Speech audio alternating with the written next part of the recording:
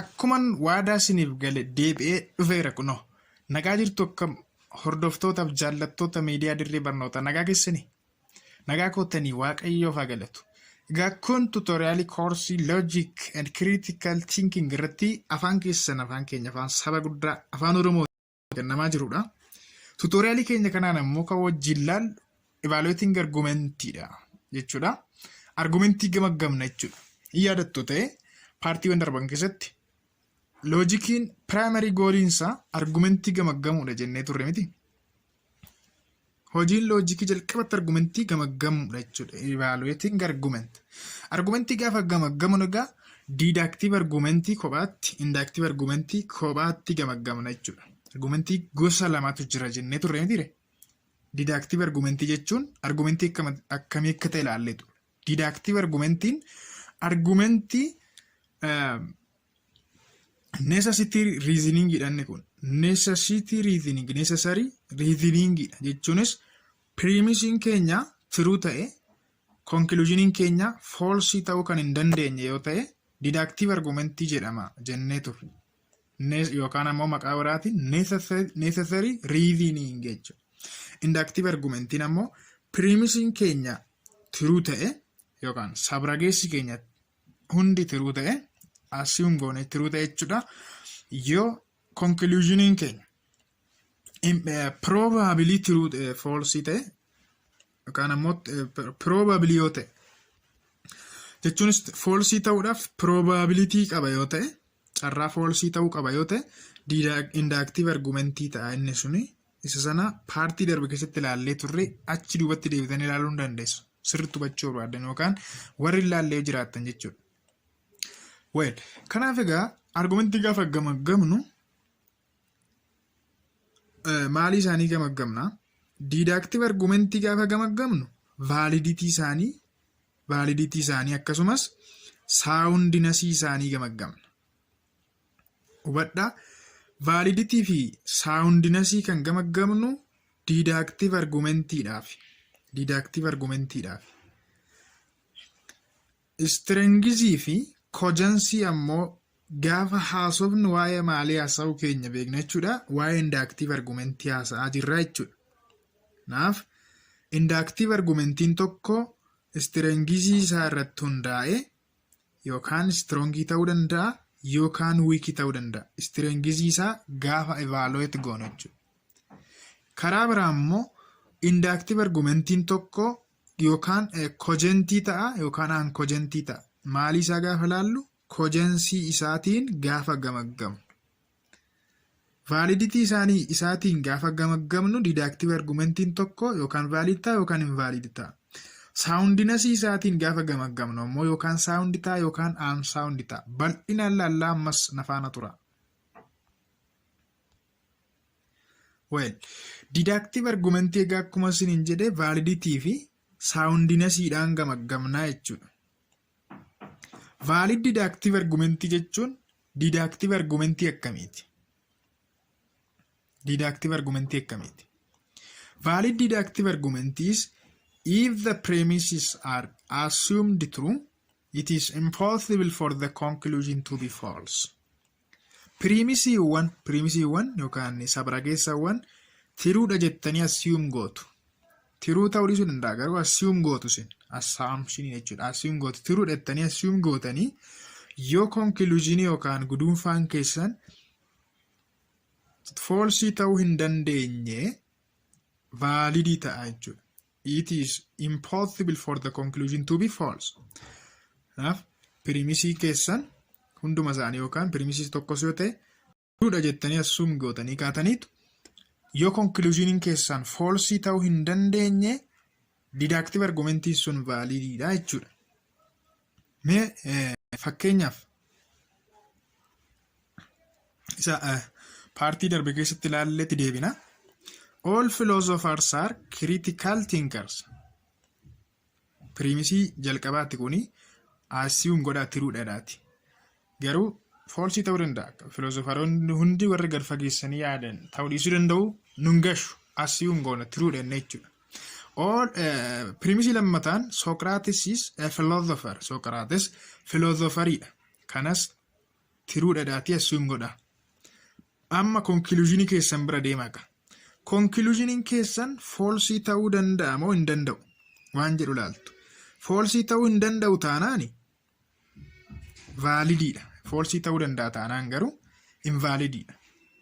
Filoozofaroonni hundi isaanii critical thinker eega ta'anii Socrates filoozofaroota keessaa eega ta'e Socrates critical thinkeriidha bakka dirqama. Jechuunis critical thinkerii ta'uu dhiisuu hin danda'u. It is impossible for the Socrates to be not to be critical thinker. Socrates critical thinkerii ta'uu dhiisuu hin danda'u. Maaliif filoozofarii waan ta'eef. Filoozofaroonni immoo hundi isaanii critical thinkeriidha nuun jedheera piriimisiin keenya waan ta'eef. Kanaaf argumentii akkasii yoo ta'e validiidha jechuudha. Validii ta'a. Asumaan fakkeenya kanatti isinii dabala ammas. All men are mammals. Dhiironni hundinuu hoosiftoota. Tiruudha jettanii fudhattu jechuudha. Ammas waa'ee factual claim isaa isin galchu beekaa. Jechuunis dhiironni hundinuu maamaalidha gaafa jedhu amma actually dhiirri maamaalii miti hoosisaa miti. All bulls are men. Garuu assume gootu jechuudha. Tiruudha jettanii assume gootu pirimisii keessa. Bulii hundi dhiira jechaadha. Bulii hundi dhiira. Kanas tiruudha jettanii assume gootu. Amma pirimisii conclusionii keessan bira deemtu jechuudha. Asirra dhaabattanii conclusionii bira deemtu. Conclusioniin keessan asirra dhaabate necessarily jechuudha. Yoo falsii ta'uu hin danda'u ta'e validiidha jechuudha. Therefore all bulls are mammals. Validiidha jechuudha. Sababni isaas meeniin hundi maamaalee eega ta'anii. Buliin eega meenii ta'e sababiin buliin maamaalii hin taaneef hin jiru jechuudha. Yookaan maamaalii ta'uu dhiisuu hin danda'u. It is impossible for bulls not to be mammals. Maamaalii ta'uu dhiisuu hin danda'u. As keessatti hammatameera waan ta'eef. Baay'ee gaariidha.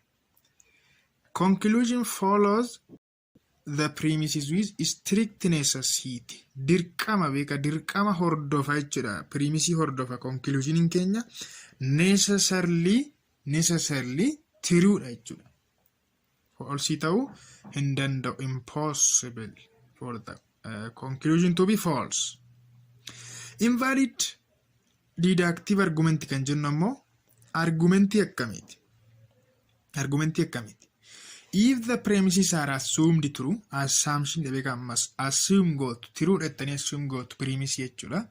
It is possible for the conclusion to be false. Conclusioniin keenya gaafa sana yoo falsii ta'uu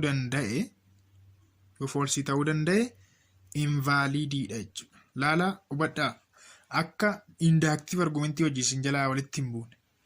Inductive argumentii waa'ee possibility miti. Inductive argumentii keessatti waa'ee probability ti kanaaso. Waa'ee probability ti. Malee possibility miti jechuudha. As jalatti invalid argumentiin deductive argumentii ta'e conclusioniin keenya falsiidha bakka. Falsii ta'a jechuudha. Yoo falsii ta'u premisii keenya true jennee yoo conclusioniin keenya falsii ta'u invalidiidha jechuudha. Sababii formiitirraa wanti jala murattanii qabachuu qabdan kan inni deductive argumentiin kan inni invalid ta'u sababii formiin defectii qabuuf yookaan rakkina formiitirraa jechuudha. Herreega keessatti hin beeknumni all A are B, all B are C utuu jenne all A are C jenna miti all A are C sorry. Akkuma kana dandoo goggoruu baadha. Kanaaf foormii isaa check gootu jechuudha. Akkatti ilaaltanii salphaatti sin doggorsuu danda'a. Kanaaf qubeetti geddartanii akka seera herreegaatti foormii isaa yookaan istiraakcharii isaa check gootu. Gaafa sana invalidii foormii isaatiin invalidii ta'a yoo ta'e faalaasii formaal faalaasii jedhamuuma isa sana faalaasii keessatti kan wajjin laallu ta'a. Mee fakkeenya kana ilaalu. All philosophers are rational. Philosopheroonni hundi isaanii rationalidha.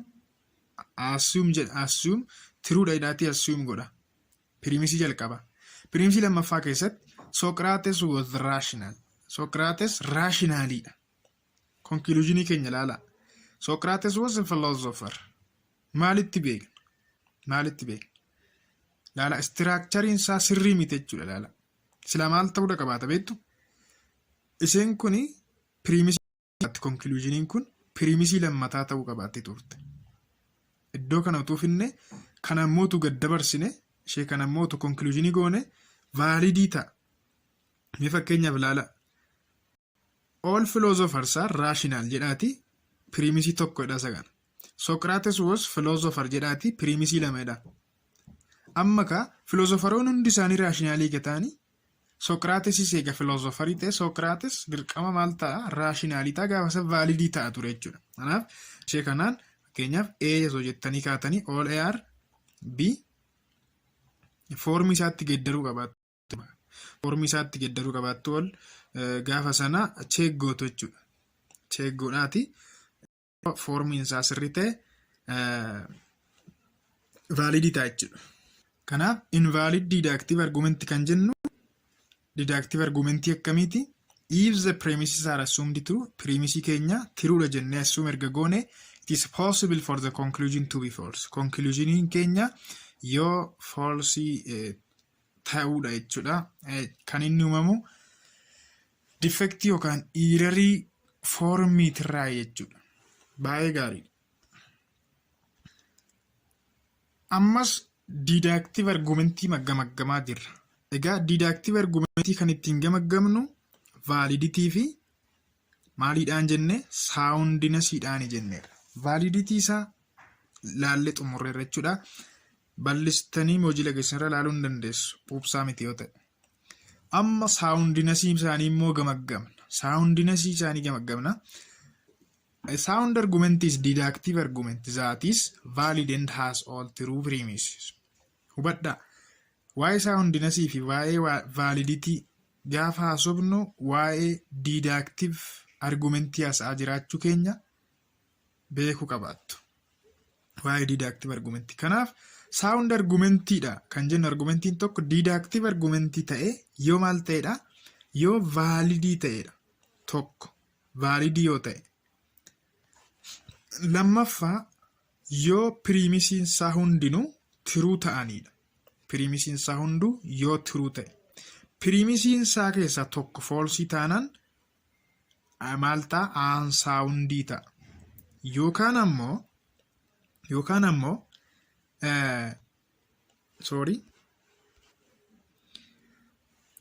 even jechuudha. Pirimisiin isaa hundinuu tiruu ta'e.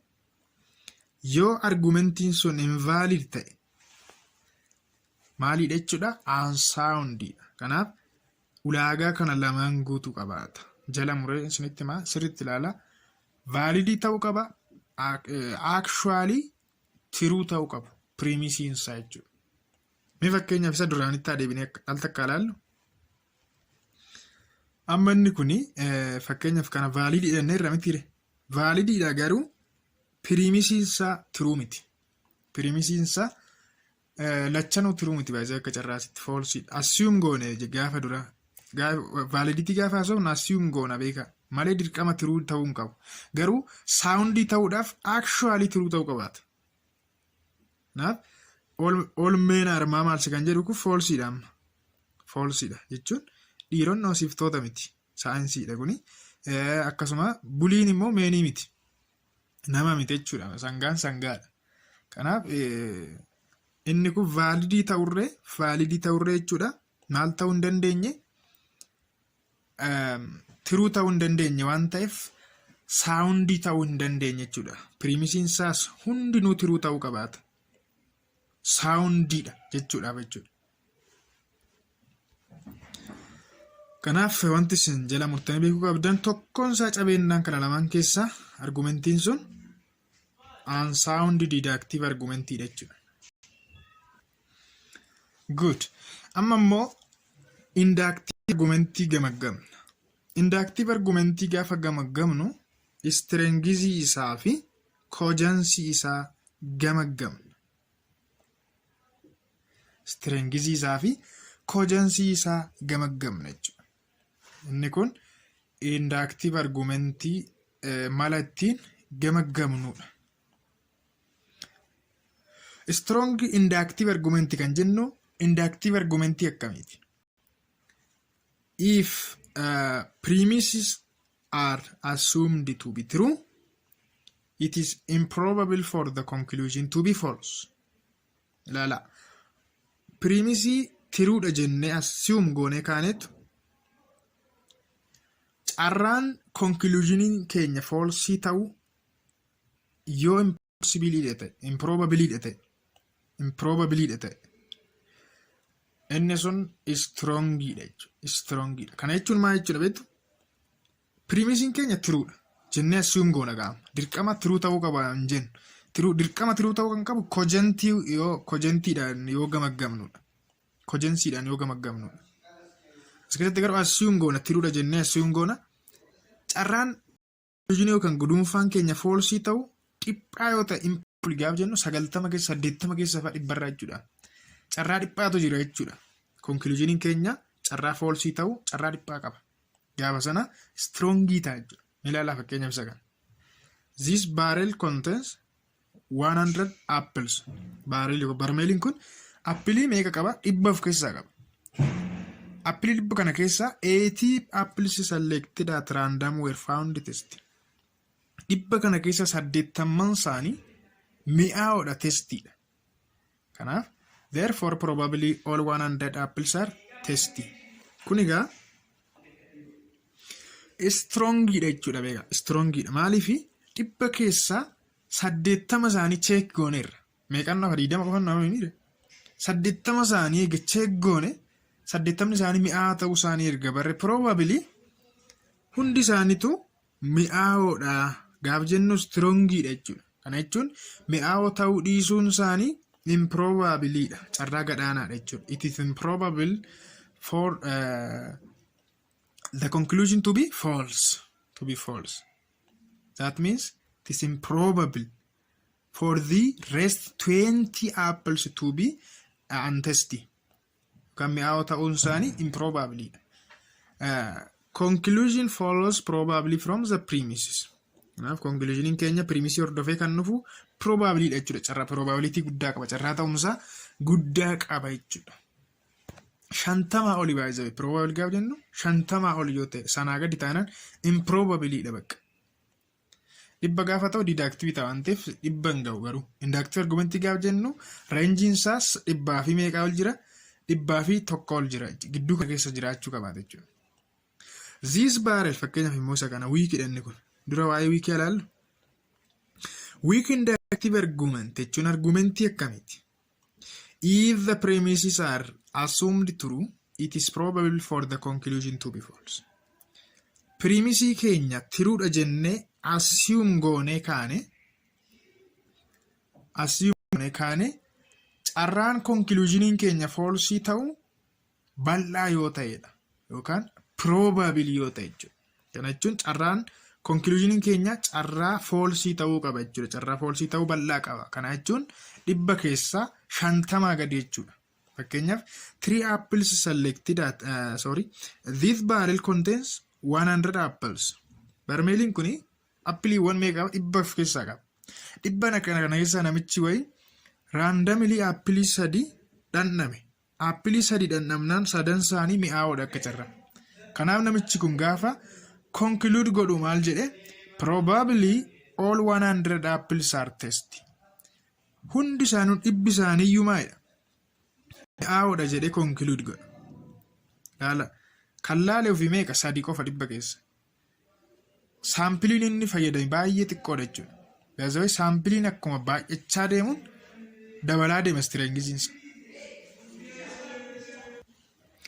Stiil garuu 50 gadi hamma ta'ee jirutti wiikii jechuudha. Wiikii keessa reenjii wiikii keessa jira. Fakkeenyaaf utuu naannoo 40 irra ta'e amma isa kanarra silaa 100 keessaa 40tu select goone isa kanarra amma ta'e strong ta'uu danda'a. Garuu strong hin jedhamu jechuudha. 50 ol yoo ta'e strong jedhama. 80 keessa faaya jira. Kanaaf waa'ee strengizii gaafa haasofnu waa'ee inductive argumentii hasaarra jechuudha. Inductive argumentii gamaggamaa jirra jechuudha. Tooftaan lammaffaan nuti inductive argumentii ittiin gamaggamnu kojensii isaanii ilaalla. Kojensii isaanii ilaaluudhaan. Kojensii gaaf jennu maa jechuu keenya? Kojensii gaaf jennu deductive argumentii keessatti saawundinasiidha miti kan gamaggamu.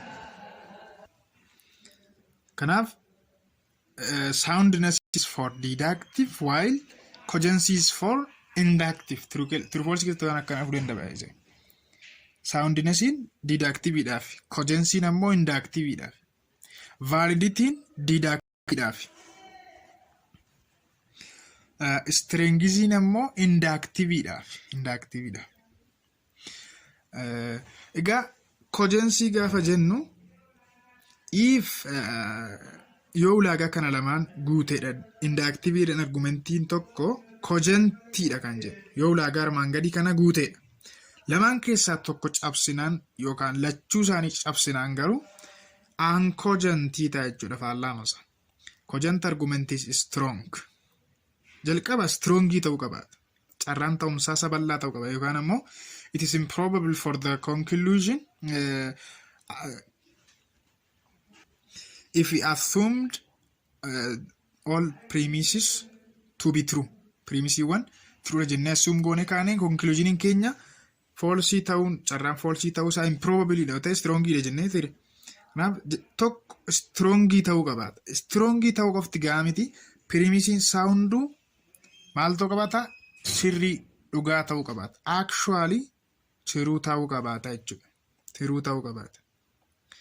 Yookaan ulaagaa kana lamaan hin guunne ta'e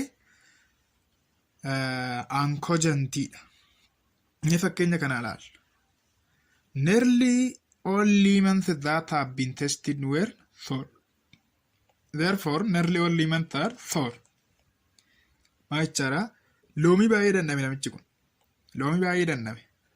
Loomii baay'ee dhandhame kana keessa hunda isaanii jechuun amma danda'amutti dhangaggaa'oodha. Pirimisii tokkuma qaba akka carra. Pirimisiin isaa kun amma tiruudha jechuudha. Jechuun loomii baay'ee dhandhameera. Dhibba keessaa beeka baay'ee isaa dhandhameera. Istrongiidha. Loomiin dhangaggaa'aan ta'uunsaa maalidha? Tiruudha miti. Saayinsiidha kana haaluu hin dandeessan gaa. Tiruudha jechuudha. Kanaaf loomiin hundi isaaniiyyuu dhangaggaa'aadha jedhee conclude gaafa godhu argumentiin isaa kuni cogentiidha jechuudha. Ulaagaa kana lamaanuu waan guuteef strongii fi primisiin keenya true waan ta'eef. Baay'ee gaariidha. Viidiyoo keenya utuu hin goolabin mee faayidaa loojikii barachuu irraa argannu ilaalla. By the way, boqonnaa lama gaafan eegalu basic concept of loojikii jalatti isa kana amma tokko dubbadheen ture. Viidiyoon sun gara boodaarra dispilee waan hin taaneef sagalee qofa dhagahama ture. Amma sirritti kunoo PPT kana fayyadame irraan sinii deebi'a jechuudha. Sinan kiisa. Waadan waada dhagaa dogongorroo jiraatti waliin sirreessina jechuudha. Afaan ibseera baay'ee ibseera akka gaariitti garuu viidiyoon hin mul'atu ture sagalee qofa immoo sinitti mul'atu ture miti reekoomiin keessanis akkas turenna amma kunoo sirritti ilaalla jechuudha. Loojikii barachuurraan maal arganna? Benefits of learning logic. Loojikii gabbarannu tokkoffaa kan nu gargaaru refine and sharpen one's natural ability to reason and argue. Namni gaa uumamumaan dandeettii kamii qaba? Dandeettii yaaduu qaba. Dandeettii sababeessuu qaba. Argii gochuu qaba. Dandeettii isaa kana garuu namni qaruu qaba. Sharpen gochuu qaba jechuudha. Calaluu qaba jechuudha. Refine gochuu qaba. Kanaaf loojikiin meeshaa dandeettii yaaduu keenya qaruudha.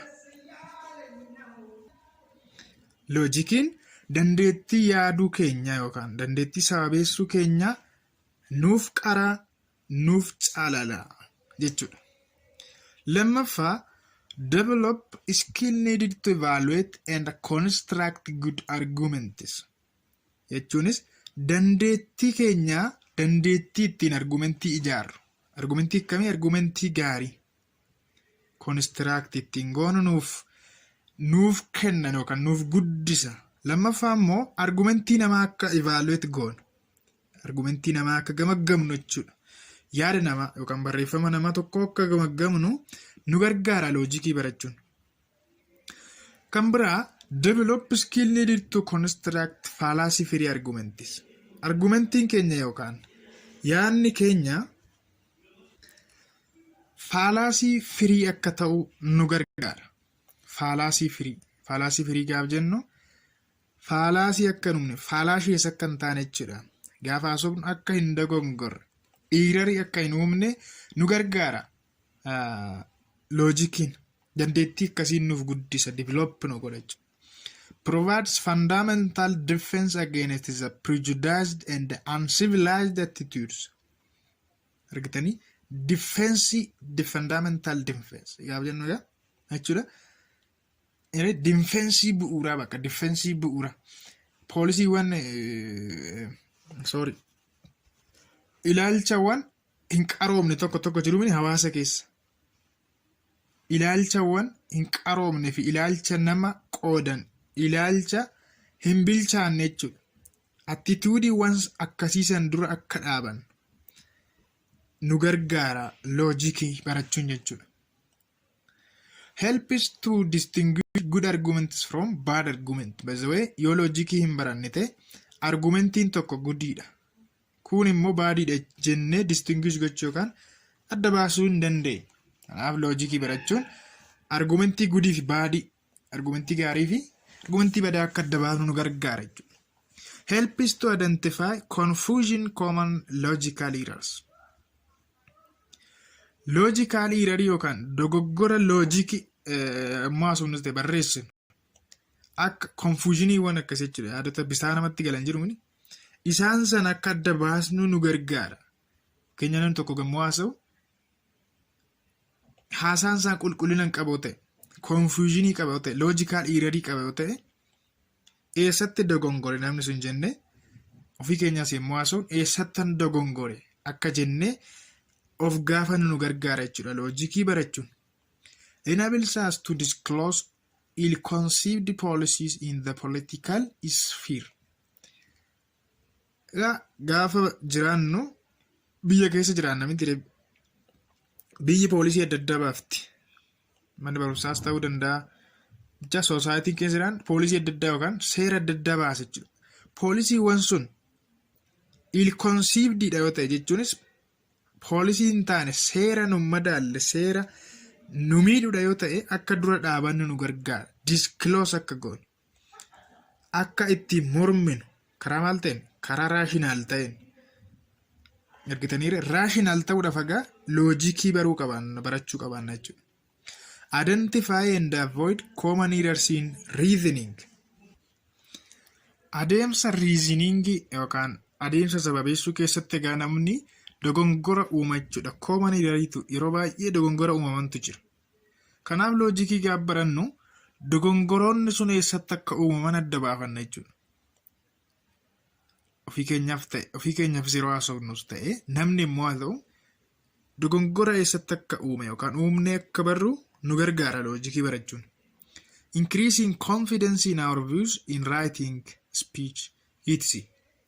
Yemmuu barreessinus ta'e yemmuu haasofnu yemmuu dubbannu ofitti amanamummaa keenya nuuf guddisa loojikiin. Maaliifi faalaasii firii yookaan dogongora irraa bilisa ta'e argumentii akkasii ijaarra waan ta'eef.